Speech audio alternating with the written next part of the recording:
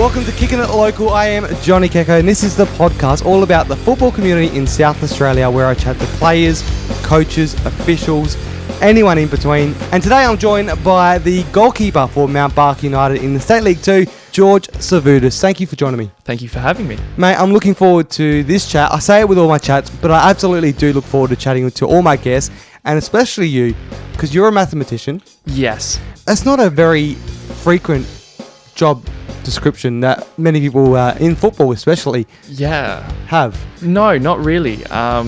It's something a bit different. I'm looking forward to diving into that because off air we spoke a little bit about it, just a little bit, and I was very intrigued because you told me some stuff I had no idea about, and I feel a little bit smarter than what I did when we first met each other before.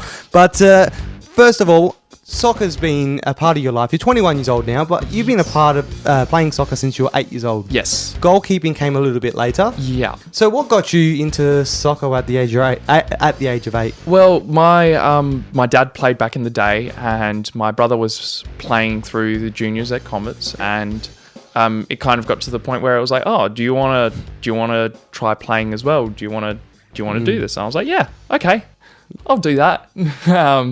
At 8 years old, not really understanding, I think, how much of an impact football would have on my life. What is it like? Because I never got to play when I was a kid, but I always wanted to play, and I played a little bit later once I was older. But playing at a young age of 8 years old, what is it like as a kid going out playing sport and being a part of that community? I mean, from my experience, it's been absolutely wonderful because you get to meet a lot of people, and you might see them 10 years down the track and go, hey, we used to, we used to kick it around back in the day, we used to play together, and you form these kind of connections that you sometimes only realise later how valuable they are. Well, you said you started at Comets, but you spent most of your time there playing through the juniors. What was it like being part of the Comets and their junior system, personally?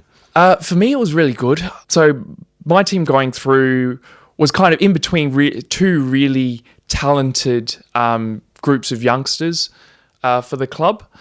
So I got to watch, and I got to see, and then I got to play with some really, really talented players that have gone on to do great things in their football. So I really enjoyed it at Comets, and there was great coaching staff, great committee that really helped the game grow at a grassroots level. So during your time there, you mentioned you were around some great footballers. Some of the most successful ones coming through the Comets recently, Tete Yengi, Kusini Yengi, his brother as well, and a few others. Did you get to experience being around them as well? Yeah, absolutely. One of my fondest memories from playing under 18s at Comets was a semi-final game against Blue Eagles at Marden. And we were heading into halftime 2-1 up. And we get into the change rooms, and Cassini and another guy in the team, Tom Norsell, were going back and forth. They were, arguing in the way teammates do, yelling at each other, because they're arguing over whether or not Tom should have just thrown the ball down the line just to take some time off the clock. And the coach comes in and kind of goes, we're 2-1 up. But that's the kind of passion, and that's the kind of hunger that a lot of these boys have that have gone on and playing A-League, Tete playing in Europe. Yeah, we've seen a lot of young players come through the ranks at Comets. So being a part of that community at Comets, can you tell me a little bit about what it's like, the way they set it all up? Because I've only heard positive things about the Comets and their junior system. What is, from your perspective, what was it about that system that you absolutely enjoyed? Well, a football club, to me, is really only as good as the people that are involved with it. And, I was very lucky when I was at Comets that you had a lot of people that were working really, really hard behind the scenes to make sure that everything was, running smoothly between people behind the canteen on Saturdays and Sundays, making sure everyone got their feed, to, guys like the president that would be there week in, week out, however many hours every night. So that, to me, it's the people that make a club great. Absolutely. And you talked about the feed. What is it actually like eating at the Comets? Because they do have some very good food. It's changed over time. At seniors games, I think they used to have a partnership with specialty foods that they would get, like, souvlaki, whatever. Yeah. And they'd cook that up on the barbecue, and you just smell it as you were playing, and you're like, oh. You'd think about it, and you'd start to get quite hungry out there, but. Yeah. It'd be hard to play smelling all that great food. It can be sometimes. It can be. Mate, that's what I love about local football. But during your time, you also, in your junior years, played with the Skillaroos and also the NTC system, came through that. What's it like having those systems there for you and accessible for young players? Well, as a goalkeeper, you were permitted to dual register.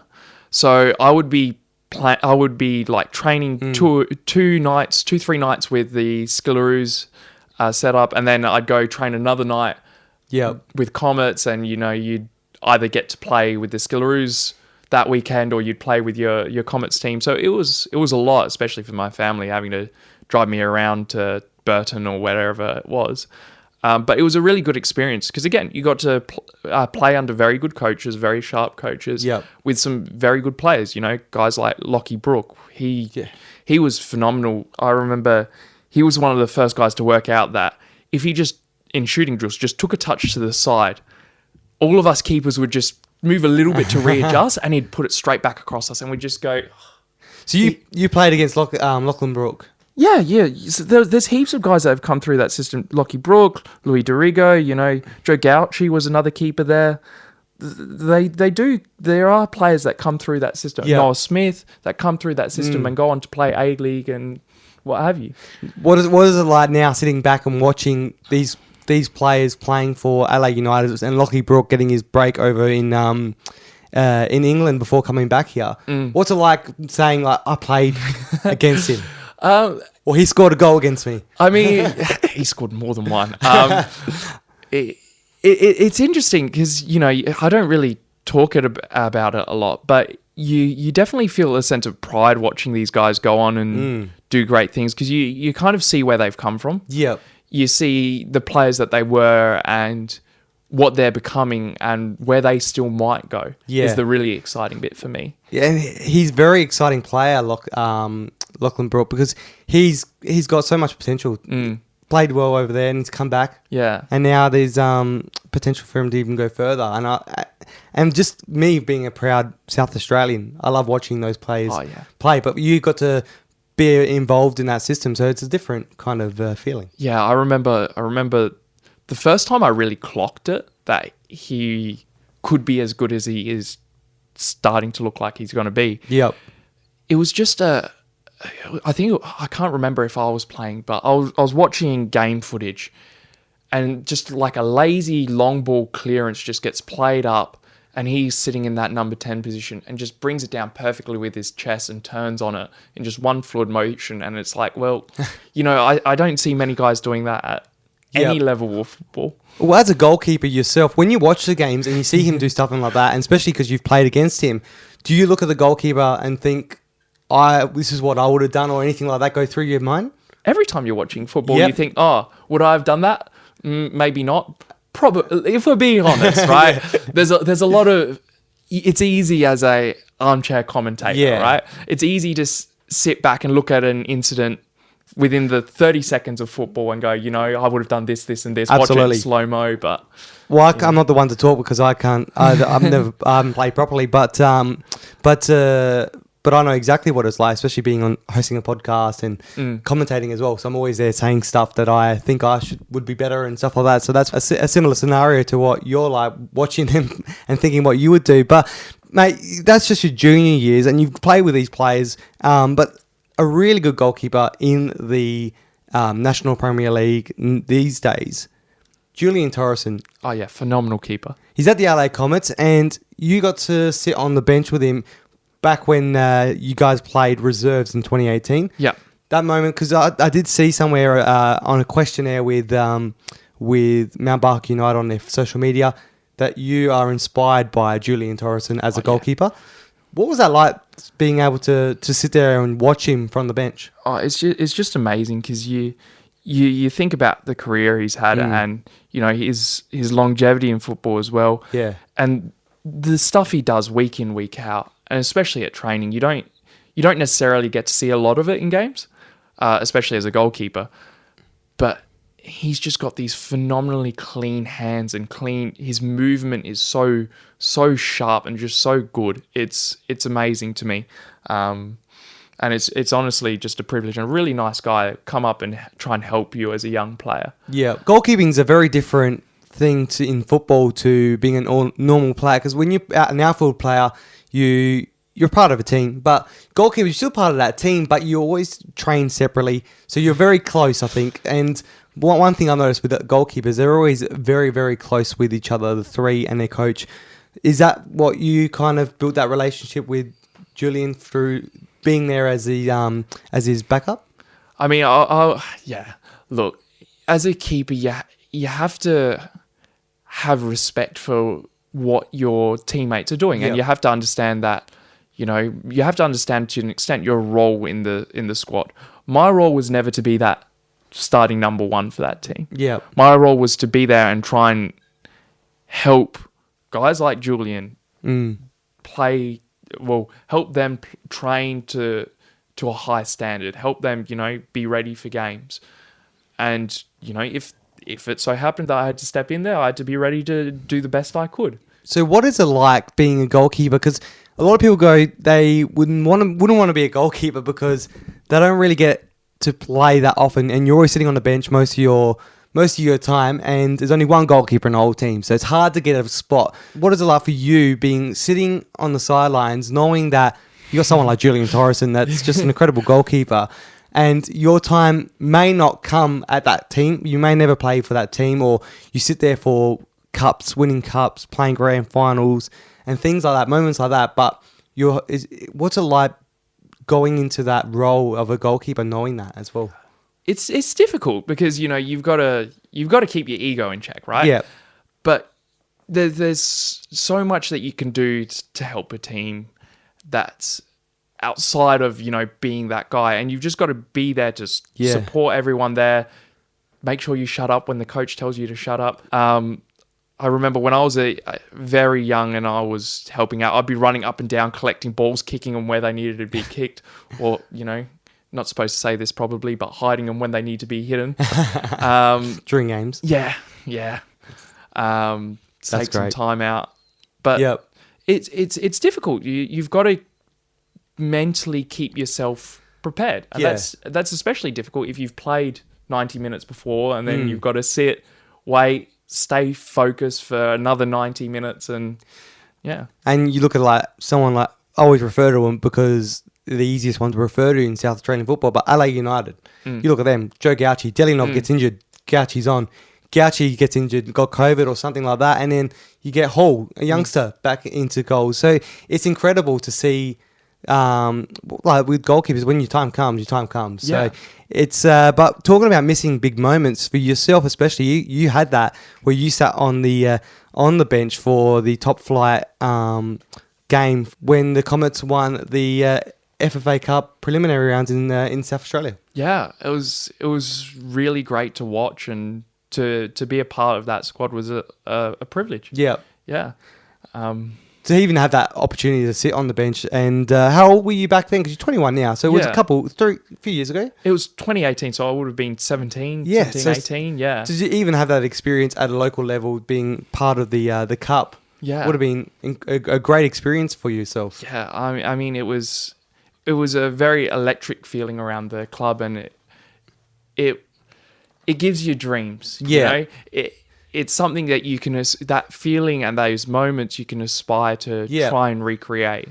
Well, that's it, and you still got a long career to come. So, like, hopefully, at that point, you would have at least 15 years ahead of you. And well, you're a goalkeeper, so goalkeepers can last for at least 40. Yeah. So you're only halfway through your career. Yeah, hopefully, you can last to about 40. So there you go. Hey, but anyway, you didn't always stay at Comets, though, because in 2019 you moved on. Mm-hmm. You went to Adelaide Victory with your brother to play. Mm-hmm. What was the reason for that move? I mean, part of it was I was starting to get to an age where, you know, you don't want to be, for your own development, you can't keep playing reserves football forever. You need to test the waters, challenge yourself against men, step up against some older players. And that was part of it. And, Comets were in safe hands with Julian. I wasn't. That's still going to be for a little while. Exactly. I'm humble enough to know that I wasn't going to get a gig ahead of Julian. So it seemed like a good opportunity, and the club helped me find the team. And so the Comets helped you. Yeah. Well, they kind of passed me on in that direction. It was So the mutual move for yourself. Yeah, absolutely. What was the time like there, being at the Adelaide Victory, getting some games under your belt at a club like Victory? It was good. It was challenging. It was hard. I just started to go to uni, and that for me was quite difficult. And anyone that starts working or starts working or studying full time seriously, it takes a lot of effort, and it's difficult to keep performing at a high level. In that 2018 Comets side, Terence Carter, who phenomenal player, right? Yeah. Going and playing in the Victorian Premier League, I think, at the moment. I remember one game at the Shores, he had started a job that week. I don't think he made it to half time. He just was gassed by half time, and it takes a lot out of you. Oh, it absolutely would, especially with study as well, because there's a lot of hours in studying, a lot of toll on your brain, like especially what you do as well. We're going to dive into that a little bit, but so being able to juggle. So did you have to make that tough decision of keep on playing, or uni, or try and do both and see if you can get through it? I'm the type of person that will always try and do as much as possible. Sometimes to my detriment, and we all do. I did my best to get through the study and then turn around and put in a good performance on the weekend. I don't think I think my performance has suffered a little bit, but that's part of football. It has a bit of a toll on you, obviously, but you ended up going back to the Comets to take on a more of a coaching role there. Was that to relieve yourself a bit more of that pressure of playing every week and training, and also but still being part of that game? Absolutely. So there was a huge aspect of I want to play and train at the highest possible level I can, but realistically speaking, I don't think I can do that at the level that I want to necessarily week in, week out. So taking a little bit of pressure off in that I could coach, I could go, I could learn the game, I could play the occasional game resis, and train at a high level. So I feel like I benefited a lot from that. What was it like training like under 16s, being the coach and being involved in that? It was interesting. Environment. It was interesting because to me that's kind of the age where kids really start to take football seriously. Yeah. You have kids start to really get passionate. And so it's a great opportunity as a coach to try and point them in the right direction. Yeah. It's a lot of work. Yeah. It's a lot of work, and they'll test you. But I don't know. I just love the game, and I just want to share that with these young kids growing up. Do you want to take that further, or eventually? Because you're back playing now for Mount Barker United, but we'll touch on that and get deep into that later. But you were there at Comets helping coach. Yeah. You offered a role to coach here, I'm led to believe, and you decided not to take it? Yeah, no, it's yes, I absolutely want to coach one day. I want to see how far I can go in coaching the game, because I really try and analyze the game and understand it, and I want to share that, but I'm not done playing yet. You don't want to pull the pin too early on your playing career. Yeah, absolutely, you wouldn't. And but it's good that you got that aspiration to coach kids, because a lot of people try to get their pass on their experience. You still got a lot way to go. You're only 21 years old, but I've still got a lot to learn. Absolutely, you're still learning as it is. So being able to have that experience of knowing, experience of coaching those young kids or under 16s, at least you know now that you've got somewhere to fall back on, that when your career does finish up as playing and you can no longer put on the boots or put on the gloves for yourself, but at least you know you can always still be a part of the game. It's not going to be as that that moment where you feel like this is the end for yourself in the football? Yeah. Hopefully that time comes and I'm ready for it, and I can continue being involved in the game. Yep. And so you've moved to Mount Barker United now, and I want to dive into that a bit more about what the club is like, because they're in a very good pathway now to a more successful kind of future, which everyone is hoping for, and it's a different environment there. But on the side, you're still studying, but you also you're a mathematician, which I still can't get my head around, because that's an incredible job title to have, because I could not do something like that. I've always wondered, what is a mathematician? What do they do? How can that be a job? What is that job actually like for yourself? So a lot of what I do is going to uni and reading papers at the moment. Because I'm doing my research masters, I have to develop a lot of background understanding of the specific field of mathematics that I'm looking at. So for me at the moment, it's a lot of reading, but eventually it kind of, and talking with my supervisor, but eventually it transitions to you start to try and bridge the gap, start to develop this edge of human knowledge and try and work out something that's new. Do you get questioned by other people about what your job is? Yeah, absolutely. A lot of the time it's along the lines of, so what do you want to do at the end of your degree? Do you want to be a teacher?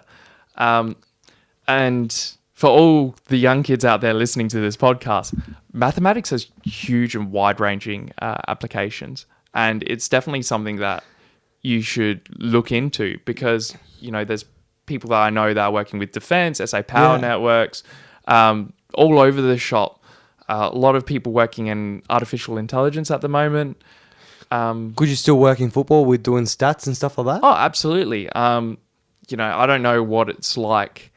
But because the data and the statistics are so available, there's a great need in the moment in industry for mathematicians to actually be able to understand that data and be able to actually do something meaningful with it, right? Because it's all well and good to go, okay, this person had 355 touches across the season and scored 10 goals, and it's like, well, okay, but what does that actually mean for their long-term outcomes as a player? What is it? Is this a player that it's worth signing? Is it, so I don't know to what extent mathematicians are being used in football. You could be your first one.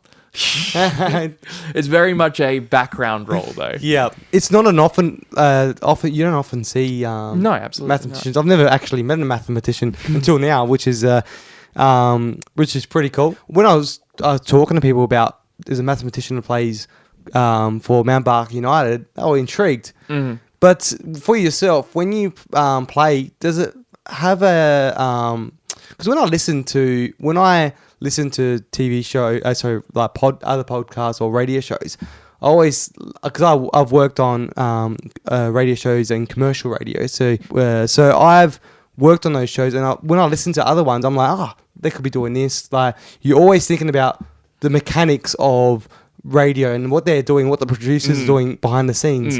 You're applying your expertise. Yeah, to the field, right? So when you're a goalkeeper and you're playing in goals, what does mathematician sneak its way in? The mathematics side of things, does that sneak its way into the game and you start doing some mathematics? I think we all as footballers, well, in my head, we all as footballers try and look at things probabilistically. Yeah. You think, okay, is it, you take your risk reward, right? You think, okay, am I going to take this risk on? Am I going to try and play, a possession style football under heavy pressure? Is that worth it? I might be able to make this pass. I'll make it 95% of the time, right? Or, you can be fairly confident. But if the 5% you stuff it up, you go and cop a goal, is it still worth playing that pass? And for me, I get really frustrated watching people shooting free kicks from 40 yards week in, week out. And I'm sitting there as a goalkeeper. And even at training, I sit there and I watch the players taking free kicks from 40, 50 yards, spraying them everywhere. I'm like, oftentimes keepers will have 3, 4, 5 players in a wall. Sometimes you have an extra player in the box. Maybe just lift it up. There's a lot more margin of error. There you go. Well, you need to probably have a chat to Nathan Fleetwood. Oh, no. He knows how I feel about shooting free kicks, and so do the players at this point. But no, that's something we've talked about as a playing group, and one of the players had to shut me up by scoring a free kick early in the season. There you go. But talking about Nathan Fleetwood as well, being under him, you go way back a little bit with him because you got a photo of Nathan Fleetwood, not in a creepy way or anything, but there's a photo of Nathan Fleetwood and your dad. Yeah. And also your brother in a team together in under 8s. Yeah, so I didn't know him personally because I would have been 6. Yeah. But yeah, back in the day, him and my dad coached my brother in under 8s. Yeah. So if we want to talk about people at a club, that's a very good coach to be having under 8s. Yeah, oh, absolutely. And you had him, well, your brother had him as under 8s. You have him now as your senior coach. What is he like having him at that club? Because you both came in for the same season in 2022 together at the same time. What is it like having him as your coach and learning from someone as experienced as Nathan Fleetwood? Oh, yeah. A very good coach. He's really the right person for the job, in my opinion. He has a very good understanding of the game and where the team needs to go in order to be successful long term, and where the club needs to go for a long-term successful future. Well, it's no secret, Mount Barker United wasn't in good shape before he got there. They hadn't won in so long. I can't even remember the numbers. It was not great for the community because the community are passionate in Mount Barker. Absolutely. Love their football. They got a great crop of players from the Hills as well. So it was, and also now you got a, for those that don't know, the Summit Sports and Recreation Centre is actually a really good facility. Yeah. And I went there for the first time only a few days ago, and for me, I did not realise how good it was because I was doing some voluntary stuff in for a community radio station in the Hills at the time when it was getting announced and started building, but I never saw it. And I finally got to see it, and I was amazed how good it was. And I can see with a club like Mount Barker United how important it would be to have something like that. So what is it like playing there and being a part of this new generation of Mount Barker United? Well, it's an absolute privilege to be able to play on such a quality surface, and it's a really great viewing stadium as well. Yeah, it is. You get a really nice view of the pitch, and it's an absolute privilege to be, and you kind of get the sense that this is a club that wants to go places. Yeah. This is a club that, wants to develop, wants to grow its community as well.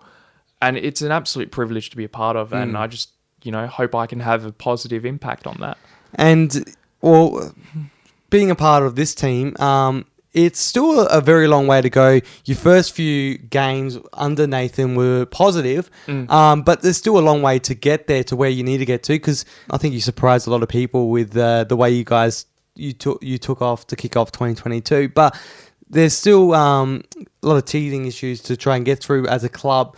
Where do you think Mount Barker United as a community, because it's so tight-knit, can get to with if all goes well with what's being built currently? I mean, we'll have to wait and see.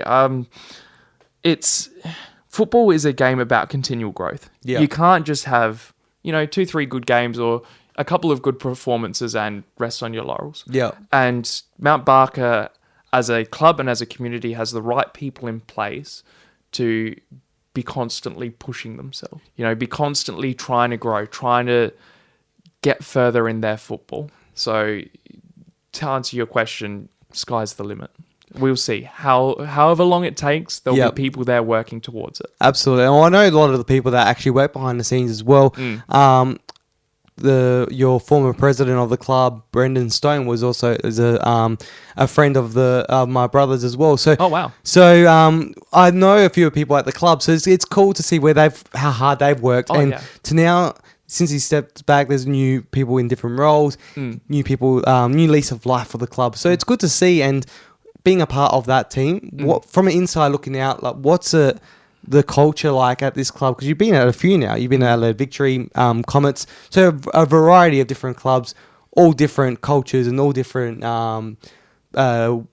growth they've been through to get to where they are now. But what's it like being a part of the culture right now, Mount Barker United? Well, for me, it's really good that there are members of the committee that are very active. Yep. You know, the president and other committee members come down, watch games. Yep. They come talk to players, and you know they show their support. And as a player, that does make a genuine difference to how you approach your football. So from an insider perspective, I feel very fortunate that we've got a committee and a club that really tries to support its team. They've gone through some hardship. They've gone through disappointing results, and they're still ready to embrace the team and see where we can go. Yep. And it's a privilege. It's so good to see, and hopefully we can see another strong team in the Adelaide Hills work their way up as high as they can get, because it's good to see, because Adelaide Hills is a growing area. Absolutely. And we see with the facility now that they've got there is incredible. Yeah. And it's probably one of the best in South Australia for a local club, and especially State League 2. Yeah. To have something like that. Mate, this story, chatting with you about your playing days, your passion for coaching and your passion for goalkeeping as well, and also your mathematics. It's incredible to talk about all that, because it makes me feel a little bit dumb now, talking about all your numbers and everything you do. Everyone has their things that they work on. I've just been fortunate to be able to put in for the last 3-4 years, go in and study mathematics, and so I've developed some kind of expertise. You have your own work that you do with your commentating and your sound work. Yeah, well, that's true. Everyone's got their own thing, but everyone looks at it and go, I could never do that. Yeah, absolutely. You know. Yeah, mate. Well, anyway, before we let you go, kicking the questions happens every time. Who would you like to kick it with on the park? Anyone in the world? Have to be a forward somewhere. So you know, someone that just absolutely hits the leather off the ball, and I just want to see, you know, if they have 100, 200 shots. Can I maybe see 5? Save 5? So someone like Cristiano Ronaldo, that absolutely pure strike of the ball. Yeah. You know, I don't think I'd save many. Mate, you never know. You never know. You never know. You may save a couple. That'll be a good one, actually, to go out there and, mate, if I was in goals, I'll be running off. I saw Cristiano Ronaldo there, that's for sure. Who would you like to kick it with on a Saturday night this time and watch some football with? Someone locally and someone international. So locally, I had him for under 14s with the Skillaroos, but Elvis Markov. Because it's been a long time, and he's one of those background figures in football in South Australia that gets his hands on a lot of the, you know, young talent coming through. I just really like to see his perspective on the game and where he sees football going in this state. And internationally, you know, there's a lot of very, very interesting people that you could sit down and watch a game of football with. But I'd have to go someone like Pep Guardiola. Just the way he coaches teams is just unbelievable. The way his teams play. You're going real technical because you want to watch him and learn from him. That's cool. Yeah. I mean, you know. Mate, thank you so much for joining me. I appreciate your time and also learning a little bit about being a mathematician, being a goalkeeper, and also your passion at 21 years old and wanting to be a coach as well. It's incredible. Thank you. That was George Savvoudis, a goalkeeper from Mount Barker United. Make sure you subscribe to Kicking It Local wherever you get your podcasts so you can get a taste of the SA football community. Plus, follow at Kicking It Local SA on Instagram and Twitter so you don't miss any of the action. See you soon!